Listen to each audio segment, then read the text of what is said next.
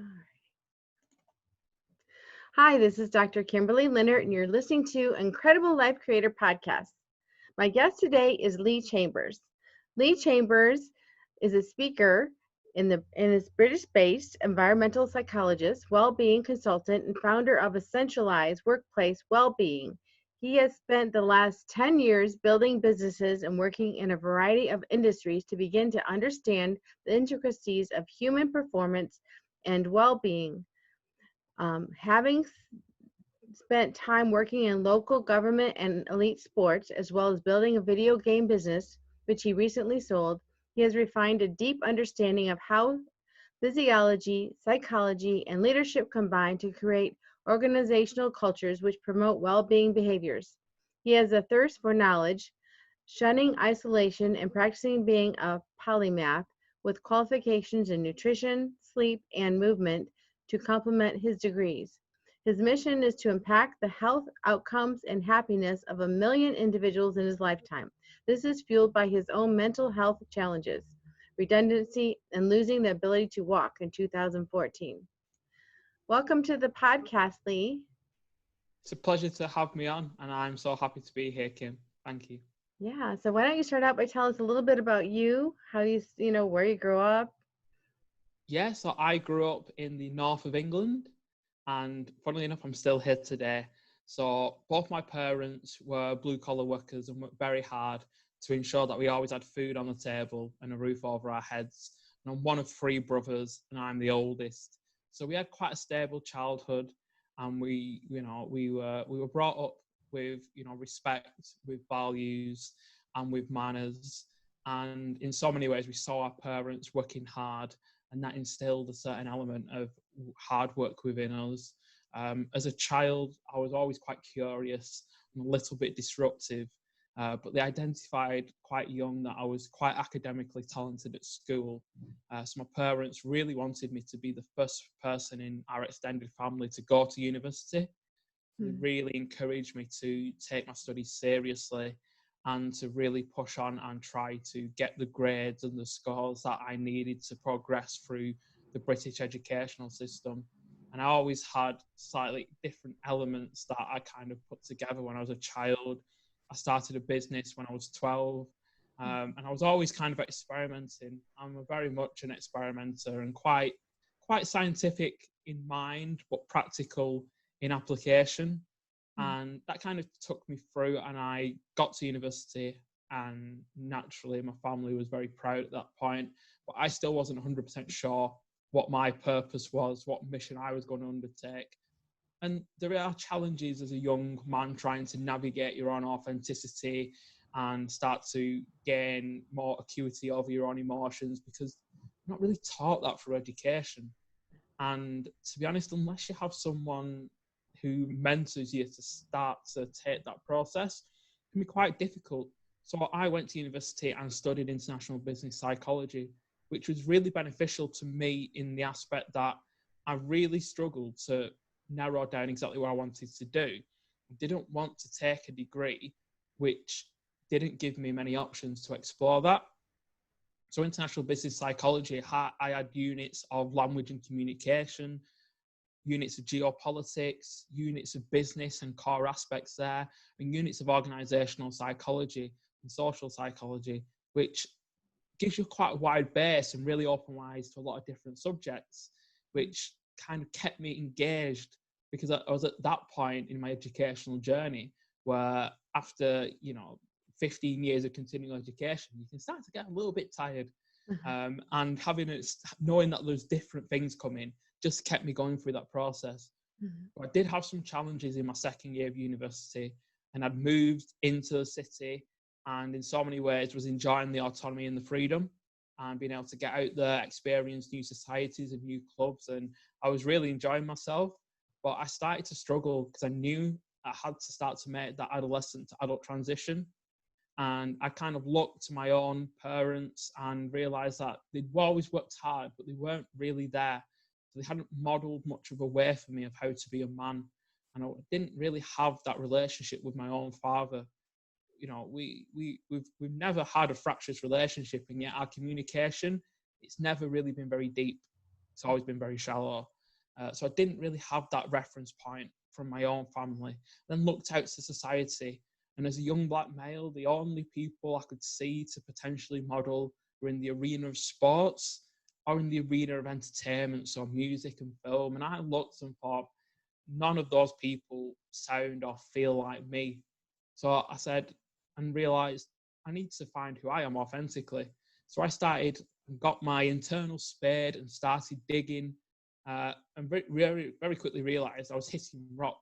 So I didn't have the self-awareness or the emotional intelligence to start to dig deep and find my authentic purpose. And at this point in my life, I wasn't anywhere near as wise as I am today because I hadn't really been through very much. I hadn't lived much experience. So I honestly believed that I could almost think my way to get clear on my purpose. Obviously, looking back, I now know that thinking doesn't really give you much clarity. It's action that gives you the clarity. But I was trying to think my way to who I was to become and trying to read my way, and I wasn't getting any traction. If anything, I was starting to frustrate myself by not being able to really start to distill who am I and who am I going to become. I had some issues then in my academic studies. I started to struggle. University got quite difficult. I was doing a presentation in front of 300 other students, and halfway through, I just froze and choked and completely lost my pattern there on stage. And that really knocked my confidence. And then my self-care was starting to degenerate slightly. So I wasn't looking after myself as much as I should have. And all these little things came together, the frustrations, the self-care, the confidence. And I was starting to spiral downwards and starting to isolate myself from society. And it got to the point where I actually spent 2 weeks just isolated in my dorm, missed exams, and was taken home by my mum and dad to give me a chance to get some space to really start to realise what had happened. And reflecting on that, I then started to see that I'd just tried to avoid the difficult conversations with other people, with myself. And I knew that going forward, I would have to approach those. And that kind of then leads into me going back to university and graduating, me getting a job as a financial advisor. Well, it was 2007. And then I unfortunately dropped back out of work because of the economic crash 6 months after. So I lost my professional training and I lost my job. And that path that I'd, started to forge had fallen away again. And that led me to really go back to my mum and dad's again, to start again. And I started a video game business and went back working for local government while I tried to navigate different industries to chisel my character, to forge my path, and to start to understand which direction, because I'm only going to find it by putting myself out there, that little step outside my comfort zone every day to just get that little bit more courageous, that little bit braver, but also get to a point where one of these days I'm going to step into something and it's going to resonate on my frequency so intensely that I'll know then that is for me. And I went through that process. I built the video game business to become successful in business and entrepreneurial terms. I then moved into working with unemployed people, helping them get back into work by helping them find what they really wanted to do, and then helping build their internal confidence while helping them communicate that more effectively at interview. And that started to vibrate my frequency quite a lot. I felt fulfilled helping people to find direction and then gradually empowering them and encouraging them to take those steps forward. That felt good. I then, around this period, I'd spent the time doing a number of qualifications in nutrition, in physiology, and in soccer coaching. And I ended up in the elite sport world for 6 months. And again, saw a very different view. That the elite levels of performance, the experimentation, the cutting edge science, and the sheer amount of money. And I enjoyed it, seeing the experimentation. That again vibrated somewhat, but the actual real granular process of spending all this time and energy on a few people didn't resonate with me very much. I felt that if you put all this energy into society, it could help thousands of people. So I gradually started to chisel and chip away at that direction, that mountain that I wanted to climb.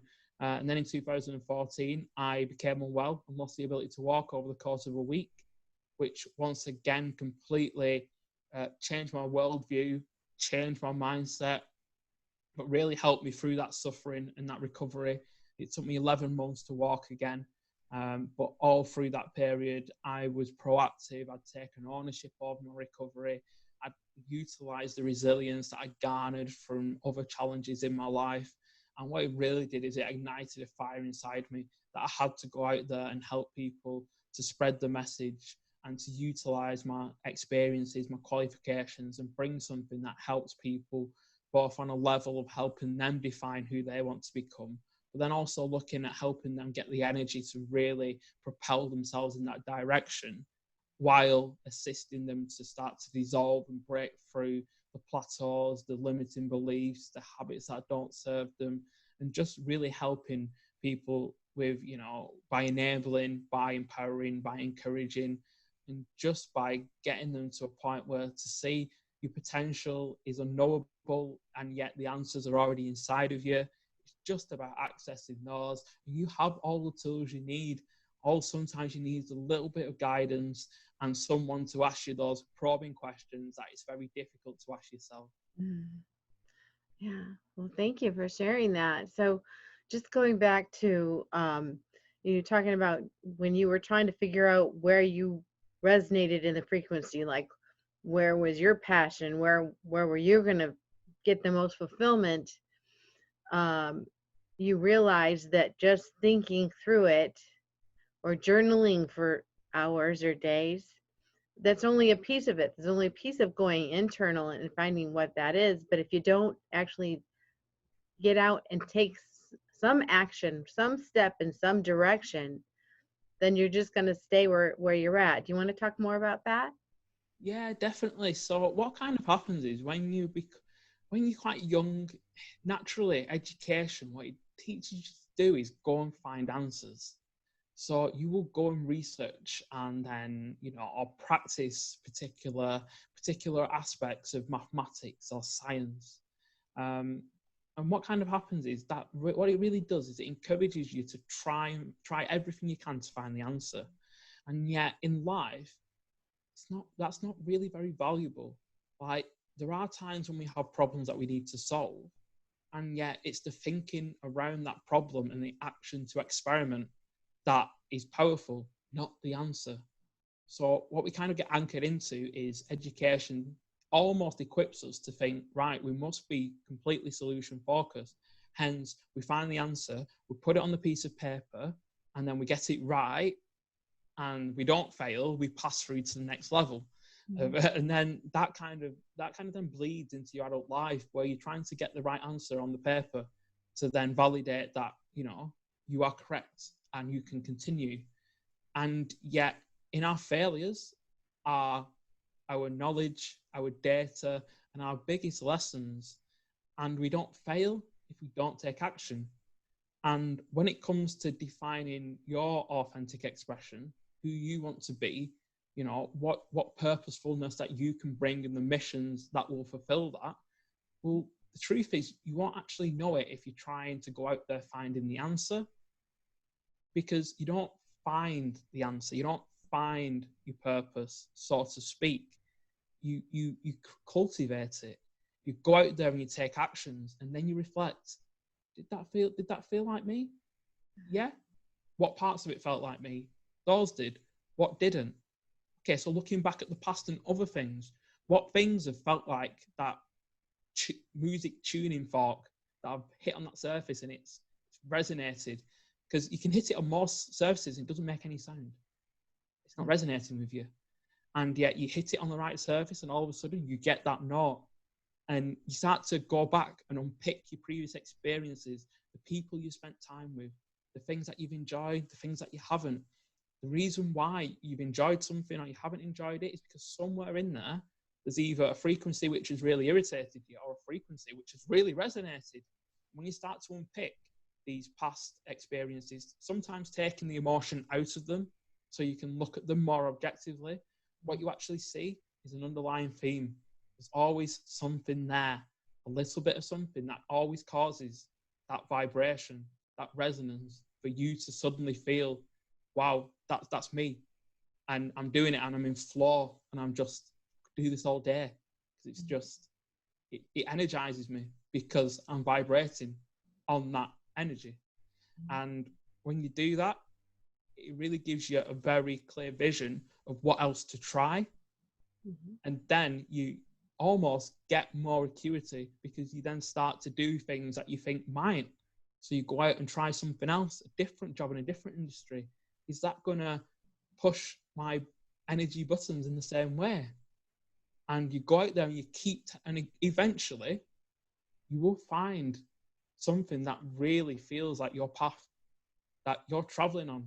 And you know that that path is going to be full of obstacles and challenges because you're so energized by doing it, because it's so authentically an expression of you. Then you will be able to surmount those challenges. You will be able to be resilient in the winters on that pathway, and you will be able to continue to not only travel that path and start to feel like you could reach your potential at the top and give back to others, but because it's so much your path, you can actually stop, take a look either side and enjoy the views while you're going through your life. And that is so important because so often in the modern world, even when we're on our path, we're so busy with our head down trying to make the next base camp and the next goal that we don't see the amazing world that we're in. And sometimes you just have to switch your senses on and stop and look to either side, because if you're on your true path, when you stop and smell the flowers, your momentum doesn't stop because it's your path. The energy is still flowing. So you can actually have that minute to stop and look and still continue to make progress towards your potential, towards what you're going to become. And ultimately, we all want to, on the day that we, on our deathbed, moving into the next realm, plane, or wherever we will travel to just know that we lived our life. And that life that was an expression of ourselves, we won't regret not living and being ourselves. And we'll not have those regrets of not staying in contact with the people who resonated with us. And, to spread our message, we'll just know that we've lived a life on our path, traveled, experienced, and lived in a sense of joy along that way. Yeah. So you talked earlier about, when you were looking for mentors, basically. You said your parents, they didn't really have experience in the direction you were going in. And you looked around and you had a hard time finding mentors. And how important is it for us to, when if we're at place A and we want to get to B and there's people at this B level, let's say, I'm just making up letters, how important is it for us to ask or to inquire or to ask them, hey, what did you do? Or be around the people that can, we want to be like. Yeah, so I kind of feel like it's massive, but it's important not to overrate it. So I kind of got two visions of it. Firstly, mentors are absolutely vital because they've often traveled on your path. So what they have is experience of the pitfalls, the challenges, and the things that you won't have thought of because you've not traveled that path. So if you can find a mentor who's willing to stand beside you and help guide you, they will be able to navigate you around the challenges. They will be able to give you insights to, in some ways, help you avoid some of the challenges and make that passage easier. And because it's your path, as long as it is, and you can define that, then a mentor can amplify your journey and help you forge some of the tools that you will need to then navigate through. On the other side, we just have to be careful sometimes that we transfer our responsibility and our authority to a mentor, because at the end of the day, our journey is our own. It's our own ownership. And truth be told, no one has traveled your path. Only you will ever travel your path. And a mentor might have traveled a parallel path, but that will be their path. And you can take the lessons from them But sometimes we actually need to utilize a mentor's encouragement, but not conform and take their advice, because we have to find that within ourselves.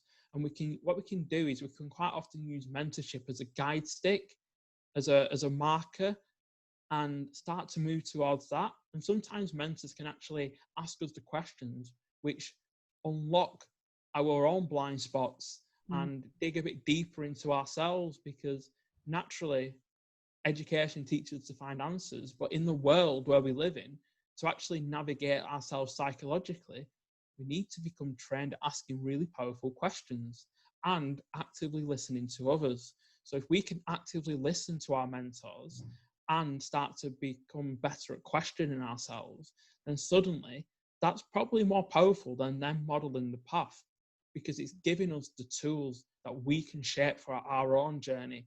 And the challenges that our mentors have faced, the world is very dynamic and agile. So the cliff face that they came to might be completely different to the one that you're going to approach at a similar point. Because if we take a look at the world now, today's challenges 3 months into lockdown are completely different than they were 3 months ago. An awful lot can happen in a very short period of time. So yeah, I mean, to reiterate, mentors and coaches really help us, because it doesn't matter how enlightened and empowered we think we are. We as human beings have so many blind spots and such a poor level of self-awareness, even when we spent years working on it, that other people's perceptions and perspectives can be really powerful. It's just important that sometimes we almost override those evolutionary psychology elements of us desperately wanting to fit in, desperately wanting the validation of others, because we have to become more confident within ourselves and trust ourselves to listen to our own self-talk and start to question that, because our own self-talk can be incredibly negative. And yet, if you can actually question that, then all of a sudden you become quite powerful at questioning yourself. And again, with questioning, over time, you get better at it. When you first start, if you ask yourself a bad question, you're going to get a poor answer. And that's where most of this self-talk comes from. As soon as you start with a question that's going to lead you to start criticizing yourself, your brain's like, oh, well, you've given me permission right there. I'm going to go in. Of course, the things that you say to yourself, you would never dare say to others. And sometimes, actually, if you journal it down, you then realize, whoa, I shouldn't be saying that to myself. That's really overly critical. And yet, the more powerful questions and the better we get at asking them, all of a sudden, we start to get better answers. And the better answers allow us to unlock those deeper levels of ourselves and become more aware and more acute, have more acuity to the world around us. And then all of a sudden, those mentors can, amplify our journey and begin to maybe even push us that bit closer towards our potential. But I definitely always suggest that other people's ability to probe you can be really powerful, because there's always times on our own journey where we start to feel a bit stuck. We start to feel like our progress isn't where it wants to be. And that's actually a great time to invest in someone else who hopefully will be aligned to your journey. And in so many ways, you want someone who really wants you to do well. I love the distinction you made where, yes, we have a mentor who has gone that path, but we don't have the same path. I like that distinction. And also that we're still, in the end, we're still responsible to ask ourselves the questions. We're still responsible for our own path and the journey we're taking. So thank you for making those distinctions. And I was thinking about that. I thought a lot of people would like to be a leader in their field. Tell me about leadership. Yeah, so I see leadership in a quite interesting way. So again, from being from a business background and having run businesses, the leadership textbooks teach you a lot of strategic frameworks and a lot of models and some of the elements of managing people and how to inspire. But in all truth, it's very, very different, because I actually see leadership as a personal journey. And the biggest elements of leadership, beyond all the structures and the strategies and all the things that you'll be taught at business school or through leadership courses, is actually everyone is a leader in life in some aspects. And whether you're a parent or you're a member of a community group or within a business at any level, there's always someone that you're leading. Because even if you honestly believe that there's no one you lead in your life, you lead yourself. So everyone on this planet is a leader. And what that actually comes down to is to be a leader who makes a difference, who makes a change, you have to work on yourself. And you have to lead yourself first. So if you want to be a leader who influences other people, who helps people to, make and move towards their potential, you need to have a culture in your workplace where you are conscious of the people around you, because to lead is to serve, and to serve is to care about your customers, about society, about your employees, about the people who are on the journey with you. And if you care, then you have to care from a place of love. So in so many ways, love is the secret sauce of leadership. But it's so important that as leaders, we lead ourselves first, because human beings are clever, human beings are wise. On a base level, we follow the messenger before we follow the message. So by leading yourself first, you define the values. You get participation from everybody about setting those values and the purposefulness of what you're leading, the organisation, the group, the team. Once everyone has had a part to play, once everyone has defined what those values mean to them, you've to go communicate those values congruently with everyone that comes into contact with you as a leader, and you need to live them. Your decisions pass through those lenses. You are a bastion of those values and that purpose. And when you live like that as a leader, you don't inspire people to follow you. You inspire other people to become leaders in their own realm. And that requires you to give them appreciation for what they do, and to give them the autonomy and space to grow as individuals. And you will have that prevailing attitude as a leader, that everyone else is also a leader, can become a leader in whatever realm they wish, and that they all have the potential within them to do the things that they wish to do and express that authentically. So moving away from that old traditional idea of leadership being we tell and you do. No, it should be more a case of here's what the business needs to achieve its purpose. Go and do it your way and surprise me, because I know that if I give you the space to authentically create something yourself from a brief, that you won't just create that, you will bring everything that you do, all your innovation, all your creativity, and you will astound almost every time. You will astonish your customers when you have that freedom.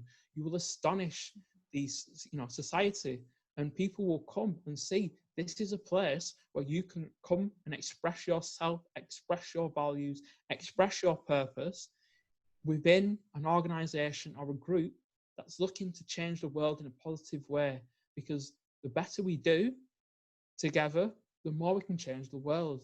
And I honestly believe that leadership is conscious. Emotional intelligence is very important in leadership, because we have to lead from a place of love, from a place of empathy and compassion. We are all human beings. Really, they're not employees, they're people, they're fellow leaders.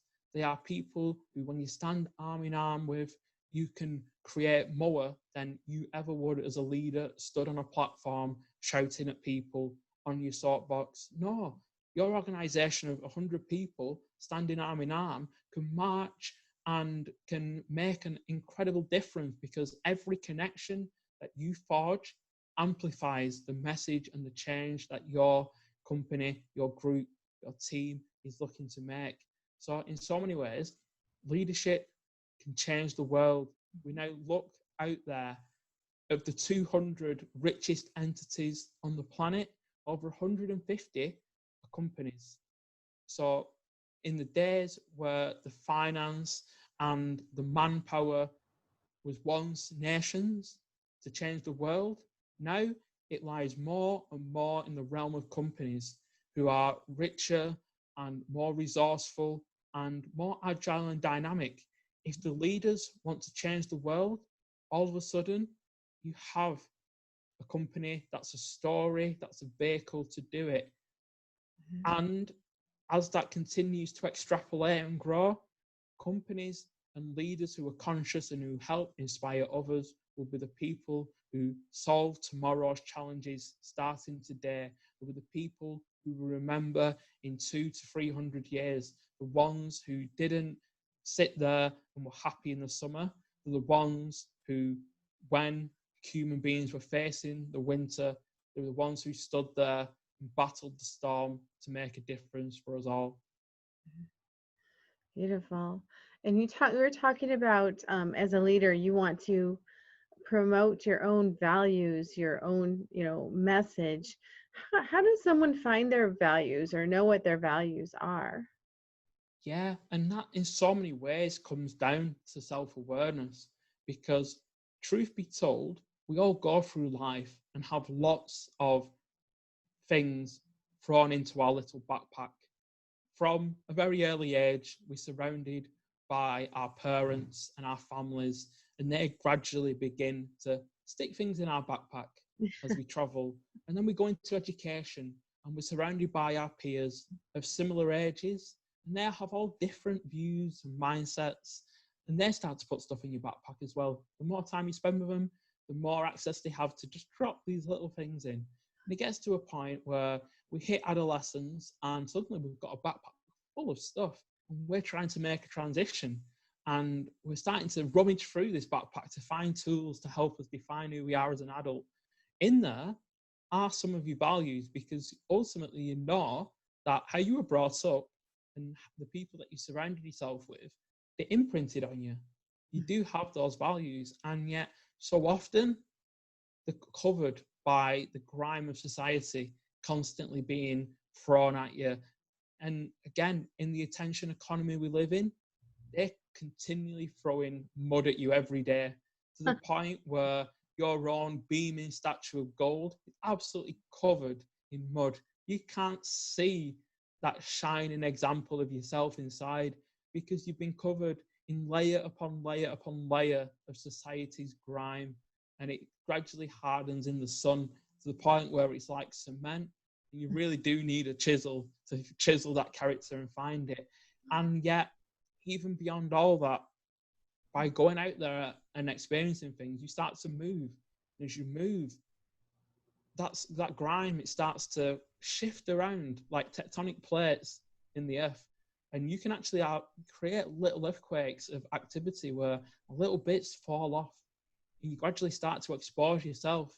And in those gaps, things happen. And they make you feel a certain way. And you start to understand that your values are very unique to you. Everyone has different values.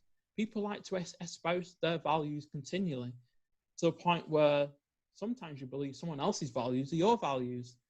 And yet, what really comes down to it is when you decide to dig deep into yourself and start to look and reflect, not ruminate on the past, but reflect on the past to see, when did someone step on one of my values and it made me feel a certain way? And I think almost that's the best way to frame it, because your values are very unique to you. And yet when someone stands on your values, difficult to tolerate it. Yes. And we actually do quite often, as neuroplastic individuals, try to tolerate people stepping on our values. We try, we really do. It hurts us by doing so, but we want to conform and fit in. And we don't want to be disruptive. We don't want to cause trouble. And we don't want to step outside of the tribe. And yet, you know deep inside what you stand for truly. Sometimes we don't want to admit it. Sometimes we feel that if we honestly went and articulated it, half the people that we know would reject us because they don't have those values. People would consider us, not serious, or on the other side, or not who you have been all these years. And yet, as the mask starts to slip, the gaps start to appear. And the more you do that, the more you open yourself up, you start to expand and put your arms in the air, and all society's mud starts to fall off you, and your values start to shine through. And they've always been there, deep inside you, in your heart. Ultimately, your heart holds your values. Mm. And so often we try to think our way around that, and you don't, in so many ways, to your resonance of your purpose. You resonate with your values. You know that when you look at it truthfully. And again, some people find it really easy to live by those, and some people really have the values blown around in the wind and they travel on the trend rather than travel on the values. And they spend the whole life wandering in the wind, being blown about from trend to trend, from person to person. And it's amazing because when you actually anchor into your values and start to become you and express that to the world, you attract other people with those values. The people who then make it easier for you to espouse those values, to live those values every day. Because humans love honesty. We love trust. We love people who resonate with our true selves. And in a world where it's so small, where we are talking across an ocean, and only yesterday we were both talking to someone on the other side of the world, you can find the people who have your values, even if you feel that your values are very, very rare. There are people out there who will resonate with your values, and communicating with them will give you an energy that you simply can't replicate in any other way, because they speak to you, to your heart, in such a way that makes you and fills you up with fulfillment, with happiness, with hope, and with optimism. And that helps us just to become more grateful, to see more positivity, and to see your values as valuable, because all our values are valuable to the world. And that, I think, is something, possibly one of the biggest things that people don't see, because those values are a shared human experience. There are other people on this planet with the same values as you, having the same struggle to express them. Go and find those people. You amplify each other's message. Together you are stronger. In the same way as leaders lead themselves to lead others, you express your values to open the door for other people with your values to come together, to make change, to make a difference, and to bring your values to the world. Thank you. And I was thinking about your story when you said in 2014 when you lost the ability to walk, and a lot of people would given up at that point and said, "Oh, I'm just going to go on disability," or they just give up because that's really difficult. Just like anything where someone loses their sight or any other, cancer, any other thing going on with us physically, sometimes it's really hard to overcome those physical challenges. So just talk about resilience and how did you do it? Yeah, so I kind of think that getting through the mental health challenges and the redundancy at such a young age, what they kind of did is they helped me start to catalyze that if I took ownership of the other side after the initial thing happened that I had no control over, if I took ownership over the outcomes, then all of a sudden I was able to bounce back. So it really helped me. And in so many ways, losing the ability to walk, it was very, very challenging looking back. So the previous year had been from a society's point of view, an amazing year. So my son was born. Me and my wife had bought our first house and we got married and holidayed in Florida and then cruised around the Caribbean. And my business was successful. And in so many ways, our friends were, they were looking, saying, everything's going so well for you. Life is obviously so fluffy and lovely. And I just turned 29, and I was there at that point with my wife 6 months pregnant and me a year off being 30, thinking, okay, so I'm about to become a father for the second time, and my age is about to start with a 3. So what ridiculous and silly and disruptive things can I do before I have to become even more sensible than I already am? And so I had my 29th birthday with my friends, and it was great catching up with them all. But then a week later, all of a sudden, my wrist locked in place and swelled up, and it was pretty big, and I was a bit worried. But I thought I'd just banged it, or maybe I'd just been on the computer too much that week, done too much typing. But then on the Sunday, I came back from a meal with friends, and my knee started to do the same thing, and then it locked in place. So I was hobbling around and not really sure what was happening. But I went to see the doctors on Monday, and they gave me some medication and said it's quite serious, but they should take the swelling down. By Tuesday, my shoulder had started to swell up and move up towards my ear. At that point, I kind of thought, right, I'm probably going to struggle, but I've got this medication from the doctor, and surely it'll sort it out. If I'm a young man, I'll be fine. I'll be okay. On the Wednesday morning, my other knee started to swell up, and my mother-in-law came round and took one look at me and said, you can't even walk. Off to the hospital we go. So I went into the emergency section and was taken straight through to the hospital after they looked at me and thought, yeah, this isn't particularly good. So initially I was in hospital and I couldn't walk, but not only couldn't I walk, I couldn't shower myself, couldn't eat properly, couldn't go to the toilet properly. I'd lost all my independence really. And all of a sudden, my wife, who's 6 months pregnant, is coming after work to help me do my basic things that I can't do for myself. My son comes and he doesn't understand. He's only 18 years old. He doesn't understand why daddy can't get out of bed and run around and play. And it was difficult. And that initial period, that initial first few days, I was in shock. So it all happened so quickly. I was struggling to process it. I was just done. I was in an awful lot of pain because my immune system was attacking my own body.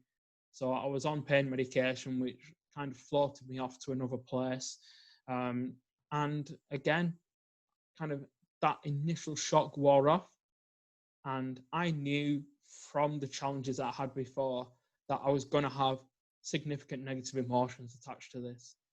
But I also knew that those negative emotions, I had to let them come, process them, and let them go. Because if you bottle them up and try to keep them away and try to suppress them, they will only come back and cause you psychological injury in the future. And I also become more aware that the reason why we have such a wide spectrum of emotions as humans, from the blazing joy to the deepest despair, and it's because they're there to signal us to action or signal us to understanding and then to express them. Because how would we have the blazing joy if we didn't have the deepest despair? Mm-hmm. We wouldn't. And so often those negative emotions are a sign that you are suffering, and yet that suffering will come and it will go, and it will open up a place for you to grow. So I had that despair and frustration because in so many ways I was fit, I was healthy, I was young, I've got a young family, and it doesn't seem very fair that I'm suddenly paralyzed in hospital. And then after that it shifted and it moved to grief. So I was like, I'm a young man, I'm quite physical, I'm athletic. I put a lot of value in being mobile, and I'm not sure if I'm going to get it back. And that kind of started to settle, and I had to process that and work through that. And you get a lot of time to reflect when you can't move because all of a sudden your whole world slows down very quickly. But in that second week, I started to realize that I'm going to have to start to think about what the future holds, but not negatively. I'm going to have to take it positively. And I'm starting to think about, what I might be able to do to aid my recovery. But it was still a struggle at that point. And then one afternoon I was lying there and just really thinking, looking out the window at the fields across from the hospital. And it just dawned on me. In those 29 years I've been on the planet, never once been grateful for walking. Once, never been grateful. Never had that thought pass through my mind. And then I realised that opened me up because it really hit my heart. And I was like, well, it's true. not being grateful. And there's people out there who will never be able to walk, and I've not even been grateful for it. And then that I got wider. I've got these people coming to hospital to help me do basic things, to help me live. Without those people, I wouldn't be able to have a shower. I wouldn't be able to go to the toilet, and I wouldn't be able to feed myself. Have I been grateful to them? As grateful as I should have been all these years, because now they're here in my time of need. And I hadn't been. I looked and I thought, I've not been grateful. Not grateful enough to my friends and my family who are here today. And then I just thought even wider, and I thought, you know what? I've grown up in the UK. I've never been hungry, never been homeless. I've had free education and free healthcare, opportunity to set up a business, work in different industries. Really, I've had opportunity around every corner. Why should I lie here and be ungrateful? I could very easily have been an orphan on the other side of the world, where the health advancement wasn't what it was here, and the treatment wasn't available, and they didn't have the people to support them. They didn't have the frameworks to help them. That could very easily be me. So I'm not going to sit here and be ungrateful, be sad, and really continue to suffer, because now, if I keep resisting the reality, I am going to suffer, because at the end of the day, suffering is the resistance to your pain. And I can't keep resisting this pain, because it's going to be a painful journey. So at that point, I kind of decided I'm going to attack this disease as much as it's attacking me. When I get out and start recovering, I'm going to be proactive. I'm going to take ownership of my own health outcomes. It's all on me to be accountable. And I am a father. I've got my son and my daughter on the way.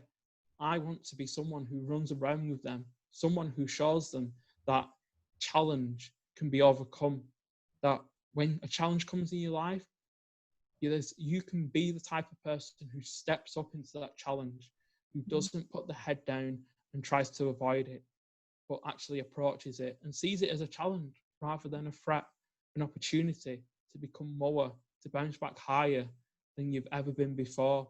And I went into walking rehab after being discharged from hospital, and I really tried to push it as hard as I could.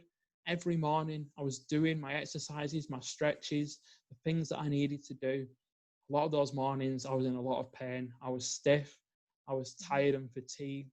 I didn't want to do them, but I decided I'm not going to do what I feel. I'm going to do who I want to become. And what that did is it completely changed the cycle, because so often we do what we feel. If we don't feel like it, we don't do it. And then our subconscious says to us, well, you said you were going to be this, and you're not doing what you need to be this. I don't like being lied to. That's a -1 for you today. Then I flipped that around and said, in the morning, who do I want to become? I want to be running around the garden with my children. My daughter was born, and I saw her there, and she didn't have any of society's muck on her whatsoever. She had a few basic things to keep her alive. And I said, very soon she's going to be learning to walk without any expectation from anyone else that she can't, that she might not be able to. She's going to continually fall over and get back up again until she can walk. That's what I'm going to do. I'm going to go in the shower and wash off as much of society's muck and beliefs and the communication that I've had with the medical professionals, some of which was really positive and empowering, and some of which was limiting and boundary creating. And I just started to have that acuity. My potential is unknowable. I have no idea if I can get back on my feet and how well I can get myself. But I'm going to try, and I'm going to push those limits. I'm not going to put any beliefs or boundaries. And I went through that process. My daughter was born, and I just saw her and I just knew by the time she's walking, I'm going to be walking as well. Nothing more powerful, a real anchoring why I was doing it, the agency to keep pushing. At 6 months, I had a bit of a setback. My lower lumbar vertebrae started to compact together because I wasn't walking properly. My gait wasn't right. But because I was tracking my progress, on those days when I couldn't step as far, on those days when I couldn't bend my knee as much, I could see that months previous, I'd still come an awful long way. And that progression and that momentum really helped me in the times when it became difficult. And after 11 months, I was back on my feet, walked a mile, stood there by a light shade and just thought, I'm here. I've done it. I've walked a mile with no aid. I can do this. I'm back on my feet. What else can I achieve? And then a few weeks later, my daughter started walking and we walked around together, and I was just ignited as a person. I was there. I'd shown them that you could come back from significant challenge, and I was there walking with them, and I'm still walking with them today. I love that. It's so beautiful. And thanks for sharing. And thanks for just having the resilience to do that so that you could share it today with everyone else. Could be a totally different story, but it's not. So it's just beautiful. Yeah, I think everyone has that inside of them. Mm-hmm. It's just a case of digging that bit deeper. And when you're in walking rehab, you're surrounded by other people learning to walk again after lower limb accident, after amputation, after stroke, and after serious illness. And you suddenly have a cohort of people that almost every day you see, because you're all learning to walk together. Mm-hmm. And you kind of see the people who've taken ownership and decided that they're going to get back on their feet. They're sat in the waiting room with their heads up. They're ready to go and push themselves for another day. Mm-hmm. You see on the other side, people who are still, in some ways, why did this happen to me? Not fair. They're still suffering. They're still resisting the pain. And everyone has to go through their own journey of suffering. Somewhere along that journey, you see that you can be grateful. There's a glimmer of hope, and you have the answers inside of you that you can dig into, that you can, adversity doesn't discriminate. In that room was a wide variety of people from different backgrounds, different cultures, different ages. Nobody was the same. None of us are the same. And yet you have that ability to say, this has happened, but this is how I'm going to respond. Mm-hmm. This is who I want to become. And I'm going to start to map that journey through my everyday actions to become more consistent and start to build habits which push me closer and closer towards getting back. Because at the bottom of every dip, there's a mountain just waiting in front of you. And I like to say with my clients, it's like a heartbeat on an ECG. That is your life. No one's life is a straight line, because we have uncertainty and discomfort and challenge all through our lives. So it is like a heartbeat. It is like a zigzag line. You're constantly up and constantly down. And if it was flat, your heartbeat would be zero. It'd be dead. You'd be dead. That is life, that heartbeat up and down. But the most important thing is when you're in the dip of the beat, that you have your head up looking to the peak of the beat in front of you, because you can travel on an elevator all the way up to that top of that beat only if you're looking up at the elevator. If you've got your head down in the dip, you don't see the great things in front of you. And like I so often say, I've already said in this episode, our life is like seasons, and they come and they go. And when you're in winter, you've just got to know that summer's coming. So get yourself ready. That's beautiful. So we haven't talked much about your business or what you're doing now. So what are you doing now, and how can people get a hold of you and contact you? And yeah, so now I have Essentialise, which has two different elements. It's got a coaching element. So I coach individuals, really helping them to align the purpose, the vision and direction. And then we do a bit of work around health behaviours, looking at sleep, nutrition and movement, and looking how we can start to experiment with those to find what really energizes us. Because it's great to have that energy when we're really setting off on our journey, we know where we want to go. And we do a little bit of work around those limiting beliefs, those habits that are holding you back, but also help you to understand the basics of psychology and how you can utilize them to navigate your mind and to change your mindset and to foster resilience with very simple tactics and techniques, things that you can practice every day, that are actionable and that are digestible. And then we work through with you to create a plan that helps you on that journey. And I don't give you much advice. I just ask you some questions to unlock the keys, and I encourage you and stand next to you as you start traveling on that path. And I'm your biggest supporter, your ally, and your guide. And I always have a smile on my face, even when it's raining and it's snowing and it's cold. And that is my coaching philosophy. And in so many ways, I've helped people, and it makes me feel great to help you. So that really resonates. And then I have the workplace wellbeing. So what I understood is that to really make the impact on hundreds of people that I wish to make every year, that to go into workplaces and help them to really anchor in. So I work with leaders to help them understand more of the philosophy of conscious leadership and how to lead authentically from values, but also how to engage employees, how to treat them with respect and coach them to move towards their potential as well. So I work with leaders and then with organisational cultures to make environments more productive, more creative, and promote well-being, as well as then looking at those companies where the culture's already there and then bringing health and well-being events into those workplaces. So workshops, individual coaching, and health assessments. So those are the two parts of my business. And if you're interested, you can get in touch with me at www.essentialise.co.uk. And I'm also contactable on any social media at Essentialise Coach. And again, if there's something you're interested in having a discussion in, I'd more than be happy to have a talk and tell you a bit more about it. Beautiful. Thank you. So I so appreciate you being on the podcast and for all your wisdom and the distinctions you've made, which are really different from a lot that I've heard. And that I think that's been really, really helpful. So thank you so much for being on the podcast. It's been a pleasure, Kimberley, and thank you for having me on. Yeah. So one last question before we end. What's your best advice on living an incredible, extraordinary life? So my best advice would be to have a morning routine where you don't have any inputs from news, social media, email. You just spend preferably the first hour of your day, the only inputs being from you.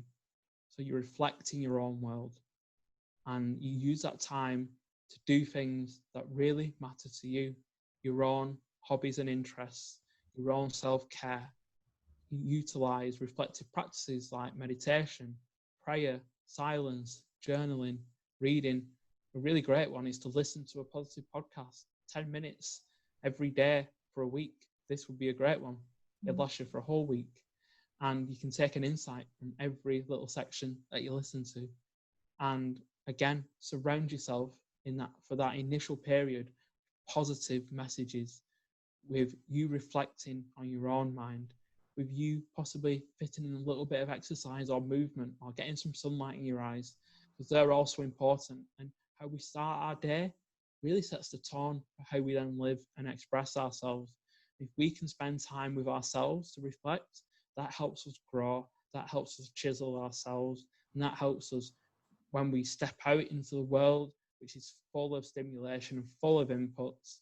We have spent that time to ground ourselves and we become more hopeful, optimistic. We become less argumentative, become more patient, and we just see the world differently when we spent time in our own world. Thank you so much, Lee. And we'll talk to you again soon.